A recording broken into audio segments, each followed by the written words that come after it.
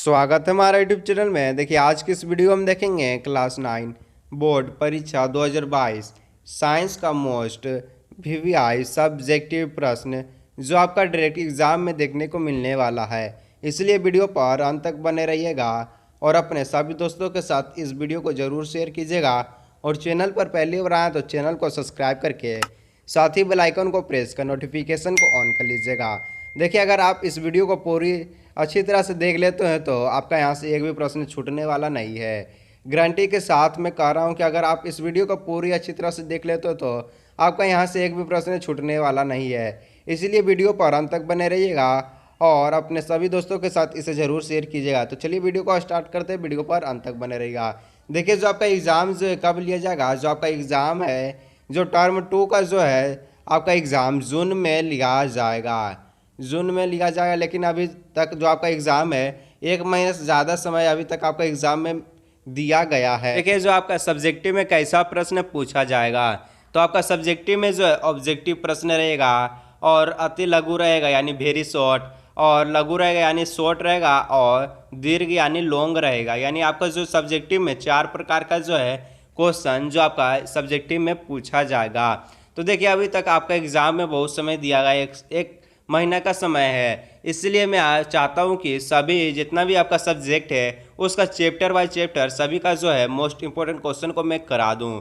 तो देखिए आज मैं आपका साइंस का जो है मोस्ट इंपॉर्टेंट चैप्टर प्राकृतिक संपदा चैप्टर 14 से मोस्ट इंपॉर्टेंट क्वेश्चन को लेकर आया हूं, क्योंकि आपका जो एग्ज़ाम में यहीं से आपका क्वेश्चन पूछे जाने वाला है। अगर आप इस वीडियो को पूरा देख लेते हैं तो आपका यहाँ से एक भी प्रश्न छूटने वाला नहीं है, यानी सब्जेक्टिव से आपको एक भी प्रश्न छूटने वाला नहीं है पूरा अगर देख लेते हैं तो। देखिए जो आपका पहला प्रश्न है किस प्राकृतिक संपदा का कि अम्ल वर्षा का पीएच क्या होता है। देखिए ये ऑब्जेक्टिव में है, यहीं से आपका जो है वेरी शॉर्ट पूछेगा, यानी अति लघु प्रश्न यहाँ से भी आपका पूछ सकता है कि अम्ल वर्षा का पीएच क्या होता है।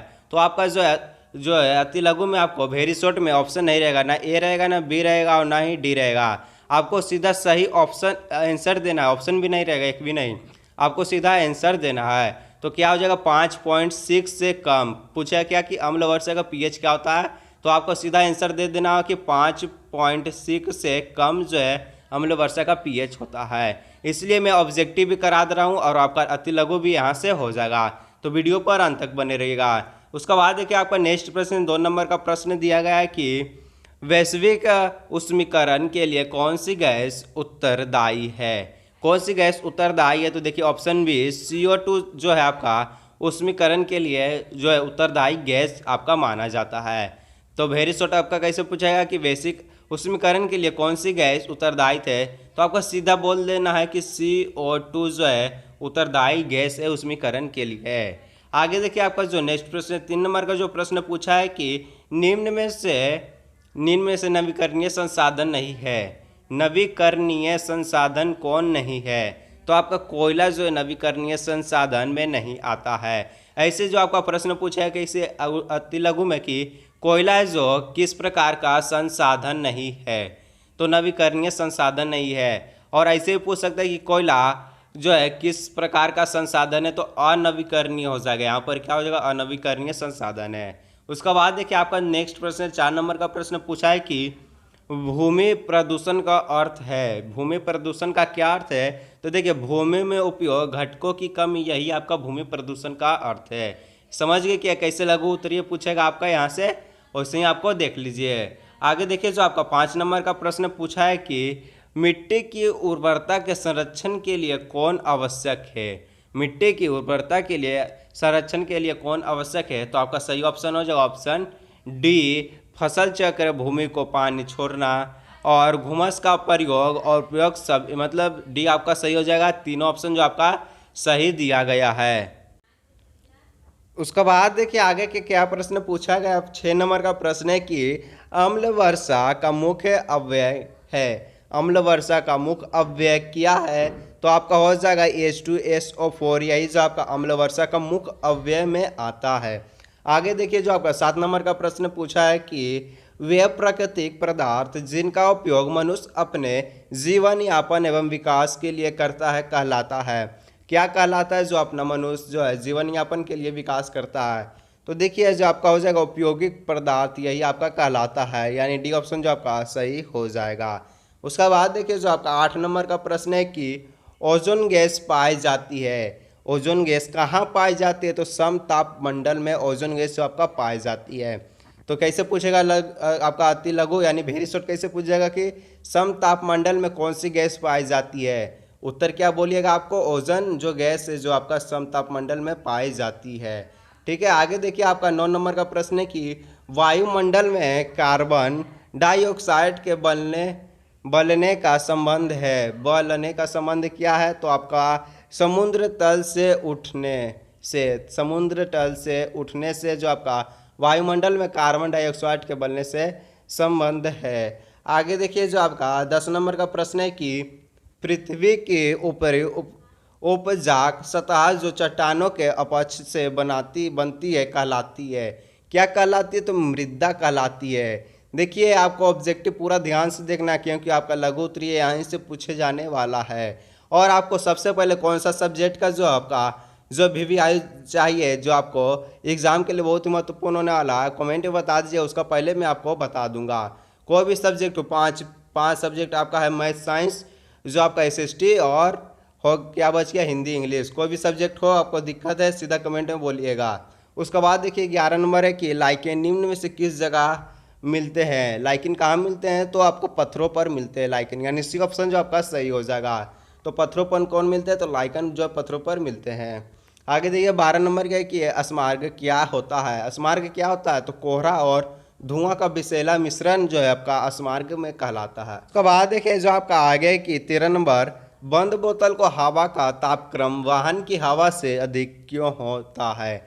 क्यों होता है? तो ग्रीन हाउस प्रभाव के कारण होता है। आगे देखिए आपका 14 नंबर का प्रश्न है कि वायुमंडल में CO2 कैसे स्थिर होती है? CO2 जो आपका वायुमंडल में कैसे स्थिर होती है? तो प्रकाश संश्लेषण से स्थिर होती है। प्रकाश संश्लेषण से वायुमंडल में कौन स्थित होता है? तो CO2 स्थित होता है।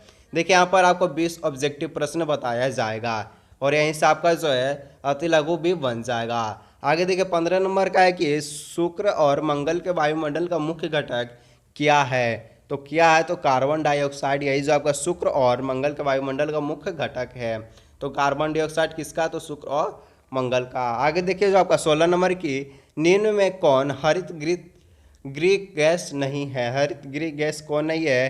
तो आपका नाइट्रोजन गैस यानी N2 जो आपका जो हरित गृह गैस नहीं है। आगे देखिए जो आपको 17 नंबर की स्थल और जलाशय पर असमान रूप से वायु के गर्म होने के कारण क्या है? तो आपका ऑप्शन क्या है इसमें? ऑप्शन ए पवन बनते हैं। आगे देखिए जो आपका 18 नंबर है कि जल चक्र, कार्बन चक्र, ऑक्सीजन चक्र आदि क्या है? तो ये सब क्या? तो जैव रासायनिक चक्र है। उसका बाद देखिए 19 नंबर है कि ह्यूमस क्या है? ह्यूमस जो आपका है एक कार्बनिक पदार्थ है, मृदा को संरक्षण बनाता है, जल आदि के भूमि के अंदर जाने में सहायक होती है, उपयोग सभी में सही है, यानी डी ऑप्शन जो आपका सही हो जाएगा। उसका बाद लास्ट आपका ऑब्जेक्टिव है, उसका बाद हम लोग क्वेश्चन आंसर की तरफ चलेंगे। देखिए परावैंगनिक किरणें तथा O2 के टकराव से क्या बनता है? परावैंगनिक किरणें तथा O2 के टकराव से क्या बनता है? तो आपका हो जाएगा O3 बनता है। आप इसका जो आपका जो ऑब्जेक्टिव प्रश्न समाप्त हुआ। उसका बाद देखिए आपका जो है प्रश्न की तरफ चलते हैं। तो देखिए आपका जितना भी यहाँ क्वेश्चन आंसर कराया जाएगा एक भी बाहर से नहीं होगा, आपका बुक के अंदर से होने वाला है। आपका बुक के अंदर में जितना भी क्वेश्चन बना है वहीं से आपका जो है प्रश्न बना गया है। तो देखते हैं क्वेश्चन में क्या क्या पूछा गया है। तो आपका पहला प्रश्न पूछा गया है कि शुक्र और मंगल के वायुमंडल से हमारा वायुमंडल कैसे भिन्न है, ये हमको बताना है। ये आपका कैसा क्वेश्चन में आ जाएगा? शॉर्ट क्वेश्चन में ये आपका आ जाएगा। कितना नंबर? 2 नंबर का ये क्वेश्चन आपका पूछेगा।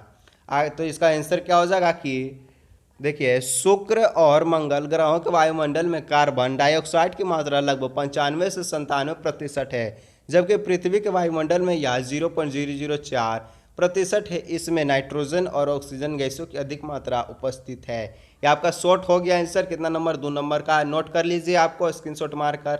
आगे देखिए आपका 2 नंबर का प्रश्न है कि वायुमंडल कवन कंबल की तरह कैसे कार्य करता है। तो वायुमंडल जो है कंबल की तरह कैसे कार्य करता है ये पूछा है। तो आंसर क्या हो जाए कि देखिए, जिस प्रकार कोई व्यक्ति कंबल को अपने ऊपर पूरी तरह से लपेटकर अंदर और बाहर के दो भिन्न वातावरण बना लेता है, उसी प्रकार पृथ्वी के चारों ओर फैला वायुमंडल भी इसे दो स्तरों में बांट देता है। सूर्य की ओर से आने वाले हानिकारक विकिरणों को स्थल पर आने से रोकता है और नीचे की गैसों को ऊपर अंतरिक्ष में जाने से। तो देखिए, जो आपको अगर ये आपको समझ में आ जाता तो आप अपने भाषा में भी इसको आप लिख सकते हैं, कोई दिक्कत नहीं होगा। आगे देखिए 3 नंबर का प्रश्न है कि वायु प्रभाव पवन के क्या कारण है। वायु प्रभाव पवन के क्या कारण है। तो उत्तर है कि सूर्य की किरणें दिन भर स्थल और समुद्र तल को गर्म करती है। स्थल जल्दी गर्म होता है और जल देर से, इसलिए जल की अपेक्षा स्थल के ऊपर की हवा भी तेज से गर्म होकर ऊपर उठती है, जिसकी ऊपर आपूर्ति के लिए समुद्र की ओर से वायु स्थल की ओर चलने लगती है। रात के समय स्थल और समुद्र दोनों ठंडे होने लगते हैं, पर स्थल ठंडा जल्दी हो जाता है और पानी धीरे धीरे ठंडा होता है। इसलिए पानी के ऊपर की वायु स्थल की ऊपर की वायु से गर्म होती है, तब स्थल की ओर से समुद्र की ओर वायु चलने लगती है। देखिए, बोल रहे हैं कि अगर आपको इतना नहीं लिखना है कोई दिक्कत नहीं, इतना मत लिखिए, आप अपने से समझ लीजिए, क्योंकि ये 2 ही नंबर का आपका जो है प्रश्न पूछेगा। आप इतना मत लिखिएगा, आपको जितना भी शॉर्ट हो सके आप दिमाग से उतना ही लिखिएगा। देखिए आगे दिया है कि 4 नंबर में कि बादलों का निर्माण कैसे होता है। बादलों का निर्माण जो है कैसे होता है, तो सूर्य की गर्मी से जब सभी जलीय भागों से वाष्पन क्रिया होती है और पानी वाष्प बनकर हवा में चला जाता है। जल वाष्प की कुछ मात्रा विभिन्न जैविक क्रियाओं से वायुमंडल में चली जाती है और हवा को गर्म करती है, या अपने साथ जलवाष्प को लेकर ऊपर की ओर उठ जाती है तथा वाष्प ऊपर जाकर ठंडे हो जाते हैं तथा हवा में उपस्थित जल वाष्प छोटी छोटी पानी की बूंदें से संगठित हो जाते हैं। यदि कुछ कण नाभिक की तरह कार्य करे तो ये बूंद उनके चारों ओर जम जाती है। प्रायः हवा में उपस्थित धूलकण तथा अनिलंबित कण इस क्रिया को पूरा करते हैं, इसी से बादल बनते हैं। उनसे पानी की बूंद संग्रहित होते हैं, बड़ी और भारी होकर वर्षा के रूप में नीचे गिरता है। ये आपका कैसा प्रश्न है, तो ये आपका 4 नंबर का प्रश्न है, यानी लॉन्ग प्रश्न में आता है बादल कैसे बनता है। ये लॉन्ग प्रश्न में आपको पूछेगा, इसलिए आपको भी इसको भी आपको दिमाग से लिख देना। कितना भी छोटा इसमें नहीं करना है, ज़्यादा छोटा इसमें आपको नहीं करना, लेकिन आपको लिखना ही जरूरी है। आगे देखिए, जो आपका 5 नंबर का प्रश्न है कि मनुष्य के 3 क्रियाकलापों का उल्लेख करें जो वायु के प्रदूषण में सहायक है। वायु के प्रदूषण में सहायक मनुष्य के 3 क्रियाकलाप को उल्लेखनीय करें। तो पहला है कि जीवाश्म ईंधन पदार्थों का ऊर्जा प्राप्ति के लिए हवा में दहन। दूसरा है कि वृक्षों की अंधाधुंध कटाई और उद्योग धंधों की अधिकता से स्थापना। यही जो आपका 3 हो जाएगा। आगे देखिए 1 नंबर से आपका जीवों को जल की आवश्यकता क्यों होती है। तो जीवों की जल की आवश्यकता क्यों होती है, यह भी आपका क्या इसमें आ जाएगा, तो लॉन्ग आंसर में आ जाएगा। यानी ये भी आपका 4 नंबर का प्रश्न होने वाला है, इसलिए इसको भी आप ध्यान से देखिए, क्योंकि आपको जो ऐसा ही प्रश्न आपका लॉन्ग में पूछेगा। तो देखिए आपका उत्तर है कि सभी जीवों में कोशिकाएं होती है। कोशिका जीव द्रव से बनी होती है, जिसमें लगभग 90% जल होता है। कोशिकाओं की सारी सक्रियता जल के माध्यम से ही हो पाती है। जल की अनुपस्थिति में वे जीवित नहीं रह सकती, इसलिए जीवों को जल की आवश्यकता होती है। ये आपका लॉन्ग ही में आएगा, लेकिन यहाँ देखिए शॉर्ट में बता दिया है। इसी तरह आपको जितना भी प्रश्न है, आपको जितना शॉर्ट हो सके उतना शॉर्ट में आप इसको कर सकते हैं, कोई दिक्कत नहीं है। लेकिन आपको जब जो क्वेश्चन दिया जाएगा उसमें जितना भी आपको जो डेज दिया जाएगा लिखने के लिए, आपको पूरा भरना है, तो आपको जब फुल मार्क्स वहाँ से मिल जाएगा। उसके बाद देखिए कि नेक्स्ट प्रश्न है कि जिस गांव, शहर, नगर में आप रहते हैं वहां पर उपलब्ध शुद्ध जल का मुख्य स्रोत क्या है। तो क्या है इसको बताना है। तो देखिए उत्तर जो आपका हो जाएगा कि हमारे नगर में मीठे पानी का स्रोत भूमिगत पानी है, जिसे भूमि से निकाल कर टैंक में स्टोर किया जाता है तथा नगरवासियों को वितरित कर दिया जाता है। ये आपका कैसा हो गया? तो शॉर्ट हो गया, वेरी शॉर्ट नहीं, शॉर्ट, यानी 2 नंबर का प्रश्न ये हो गया। आगे देखो उसका बाद 3 नंबर का जो क्वेश्चन है कि क्या आप किसी क्रियाकलाप के बारे में जानते हैं जो इस पानी के स्रोत को प्रदूषित कर रहा है? तो इसको में हम लोग देखना है क्या बताया है। तो देखिए इसका जो उत्तर है हम लोग देखें कि हमारे नगर में अनेक उद्योग धंधे हैं जिसमें रंगों तथा रासायनिक पदार्थों का प्रयोग किया जाता है। रंग और रासायनिक पदार्थ पानी में घुलते हैं और धीरे धीरे मिट्टी में अवशोषित हो जाते हैं। जब तक अनेक क्षेत्र में इनके द्वारा भूमिगत पानी प्रदूषित किया जा चुका है और आने वाले समय में ये उद्योग धंधे एक बड़े संकट खड़ा करने ही वाले हैं। पानी में घुले हुए पारा, आर्सेनिक, सीसा जैसे हानिकारक तत्व अनेक भयंकर बीमारियों के कारण बन जाएंगे। उसका बाद देखिए आगे का प्रश्न पूछा है कि मृदा मिट्टी का निर्माण किस प्रकार होता है? ये भी आपका शॉर्ट में आया, यानी 2 नंबर का क्वेश्चन में यह आ सकता है। तो इसका उत्तर क्या कि मृदा मिट्टी चट्टानों के टूटने फूटने से बनती है। हवा, पानी, तापमान, पेड़ पौधे, जीव जंतु, भूकंप, बढ़ने, बाढ़ आदि मिट्टी बनाने में सहायक है। तो क्या कि मिट्टी, मृदा, ये सब हो जाएगा। आगे देखिए जो आपका नेक्स्ट प्रश्न पूछा कि मृदा अपरदन क्या है? ये सब आपका जितना भी क्वेश्चन है आपका शॉर्ट में आएगा, 2 नंबर का क्वेश्चन में पूछेगा ये सब।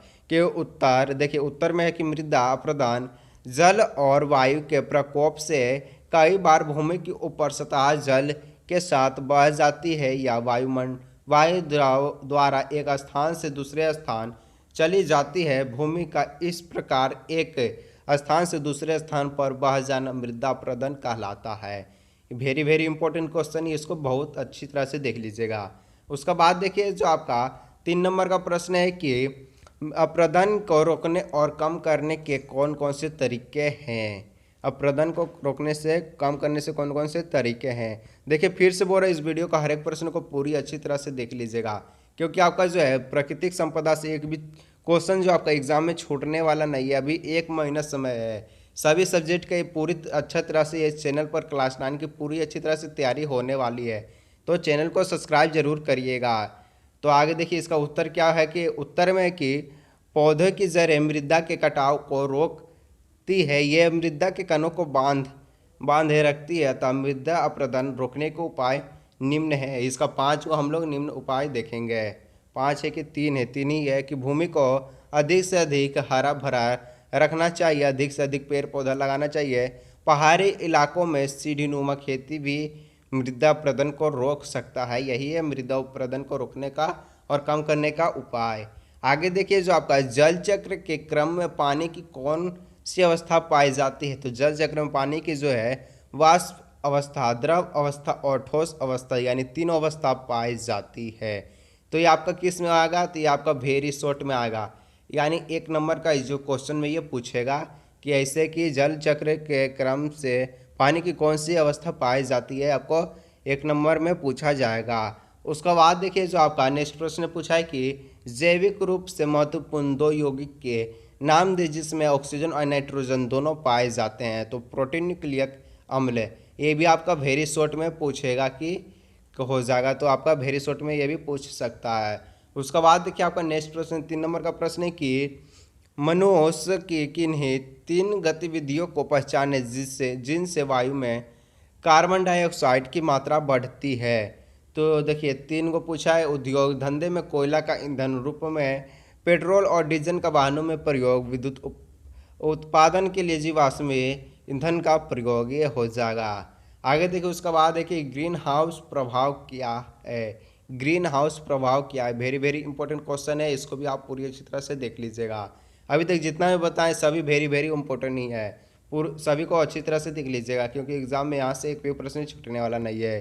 देखिए कुछ गैस जैसे carbon dioxide, methane, nitrate oxide पृथ्वी से उष्मा को पृथ्वी के वायुमंडल के बाहर जाने से रोकती है। वायुमंडल में विद्यमान इस प्रकार की गैस में वृद्धि संसार के औसत तापमान को बढ़ा सकती है। इस प्रकार प्रभाव की ग्रीन हाउस प्रभाव कहते हैं। ये आपका शॉर्ट में पूछेगा, यानी 2 नंबर का क्वेश्चन में ये पूछेगा। देखिए आपको रटना नहीं, एक बार इसको समझ लीजिएगा, उसके बाद अपना मन में जैसा भी बने आपको वैसा ही जो आपका एग्जाम में उत्तर देना है, कोई दिक्कत नहीं है। आगे देखिए 5 नंबर का क्वेश्चन पूछा है कि वायुमंडल में पाए जाने वाले ऑक्सीजन के 2 रूप कौन कौन से हैं। तो ऑक्सीजन O2 हो जाएगा और ओजोन यानी O3 हो जाएगा। ये आपका हो गया वेरी शॉर्ट, यानी 1 नंबर का क्वेश्चन में ये पूछ सकता है।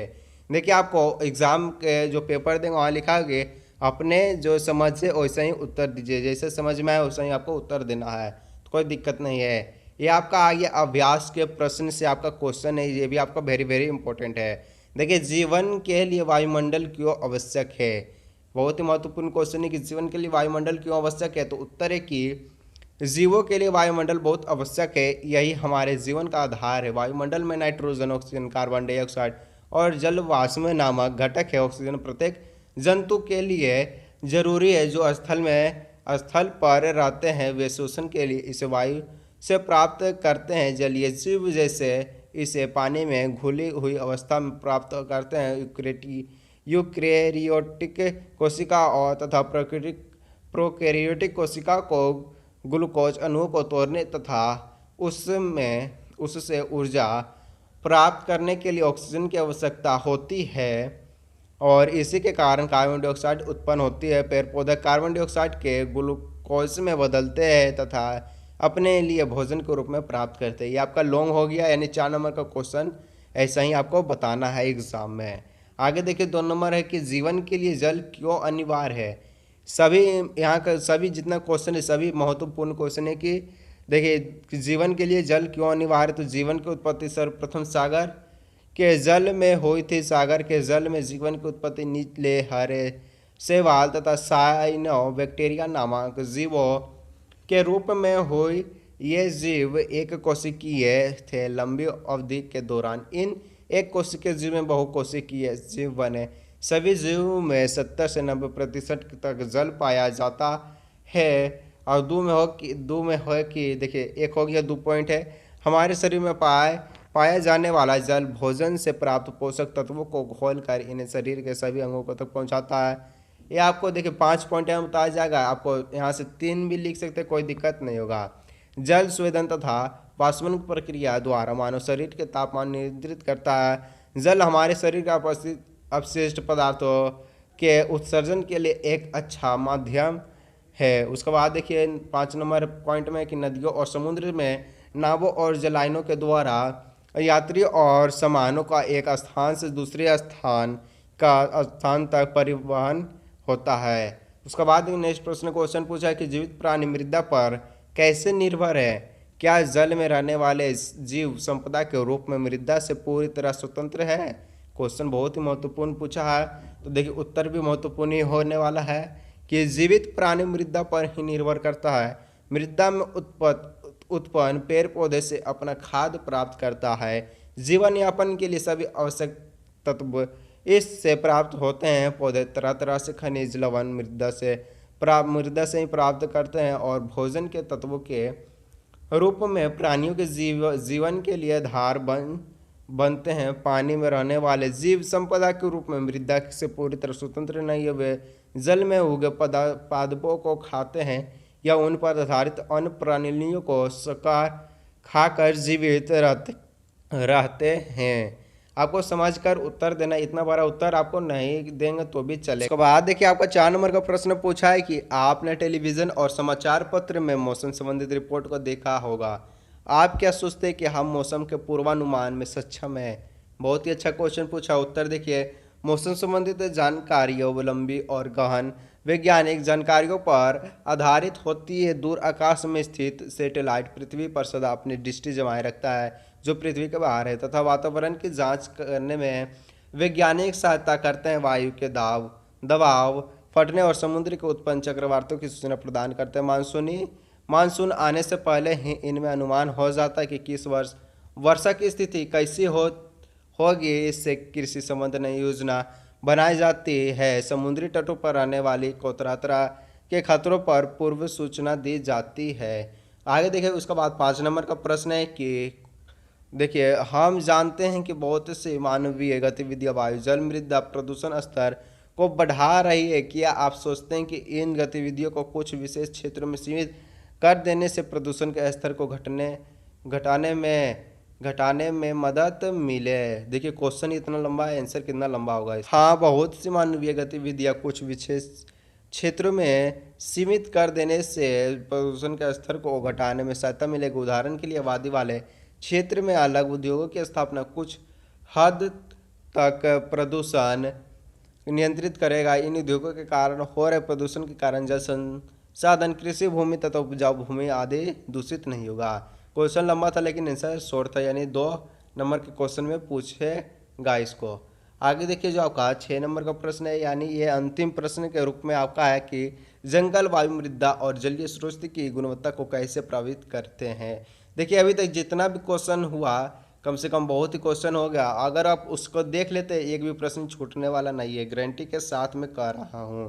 तो इसका उत्तर क्या है कि जंगलों की भूमि तथा वर्षा में गहरा संबंध है। यदि वृक्षों को काटने की दर उनकी वृद्धि से अधिक हो जाती है तो वृक्षों की संख्या कम हो जाती है और वह क्षेत्र धीरे धीरे रेगिस्तान में भी बन सकता है। जंगल सदा वायु, मृदा और जलीय स्रोत को सीधा प्रभावित करते हैं। वृक्ष वाष्पन क्रिया से बड़ी मात्रा में जल मुक्त करते हैं। इस मुक्त जल से वाष्प बादल बनते हैं तथा वर्षा होती है। जंगलों के कम होने से वर्षा भी कम होगी तथा उस क्षेत्र में वृक्ष उगने की दर कम हो जाएगी, जिसमें पर्यावरण प्रभावित होंगे।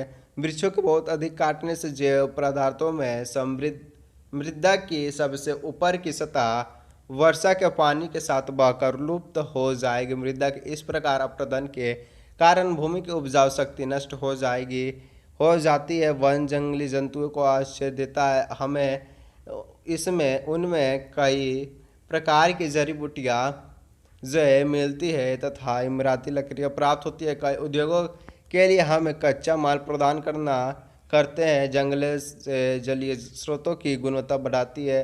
इनमें भूमि कटाव पर नियंत्रण होता है। ये आपका लास्ट हो गया।